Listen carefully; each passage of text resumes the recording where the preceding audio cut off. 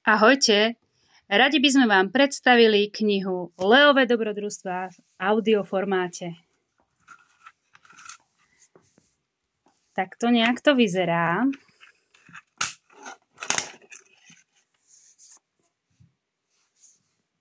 Ďakujeme za spoluprácu PM Voice Studio a konkrétne Tereske Kmotorkovej a Petrovi Magurskému za narozprávanie a prevedenie rozprávok do tohto formátu.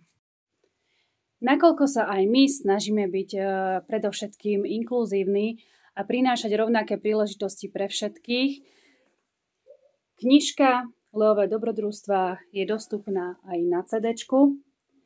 Mysleli sme samozrejme aj na ľudí, ktorí majú možno problém so zrakom a nemajú možnosť si knižku prečítať. Bola by veľká škoda takejto skupine ľudí neponúknuť tú možnosť. A aj to bol jeden z dôvodov, prečo sme si zvolili takúto akustickú verziu.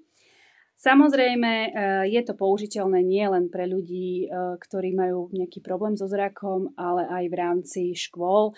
Niektoré deti lepšie vnímajú tak akusticky, keď je tam viac tých zvukov, pretože títo naši dvaja úžasní spolupracovníci Tereska Kmotorková a Peter Magurský vniesli taký život a takého ducha do toho CDčka a naozaj pridali tam autentické zvuky.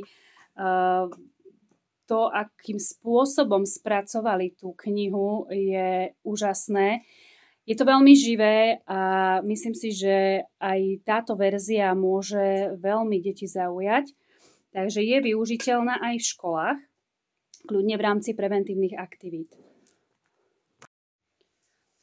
Samozrejme chceme poďakovať aj Ministerstvu kultúry, ktoré zadotovalo tento krásny projekt a pomohlo nám v tom, aby sme mohli šíriť osvetu v prevencii šikanovania a takisto osvetu v rámci nenásilnej komunikácie a riešenia konfliktov aj takýmto spôsobom. V závere vám ešte pridáme takú malú ochutnávku, aby ste mali predstavu, ako asi vyzerá tá audiokniha. Nech sa páči, počúvajte.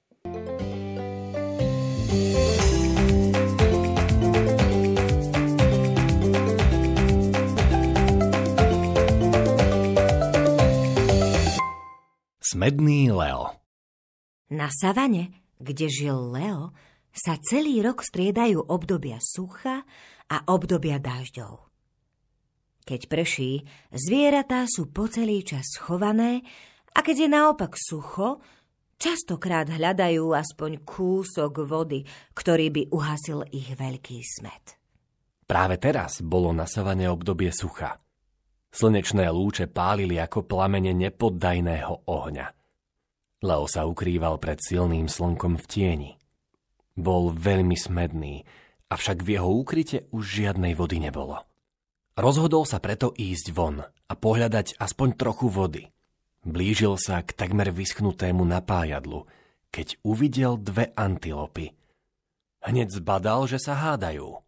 To je moja voda, povedala prvá antilopa.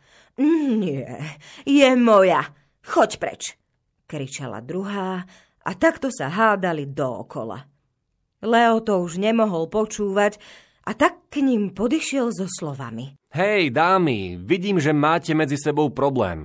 Mohol by som vám nejako pomôcť? Keď antilopy zbadali leva, preľakli sa a od strachu stíchli. Leo si to všimol a povedal: Nemusíte sa ma báť. Nechcem vám ublížiť. Lara sa osmelila a povedala: Ja som tu bola prvá. Voda preto patrí mne. No ale ja som väčšia.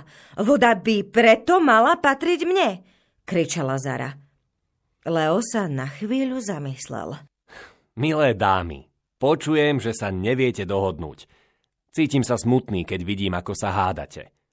Potreboval by som sa tiež napiť trochu vody, ale je jej tu málo pre nás všetkých. Prosím vás, nehádajte sa a spoločne môžeme pohľadať iné miesto, kde bude vody dosť pre každého. Antilopy stíchli.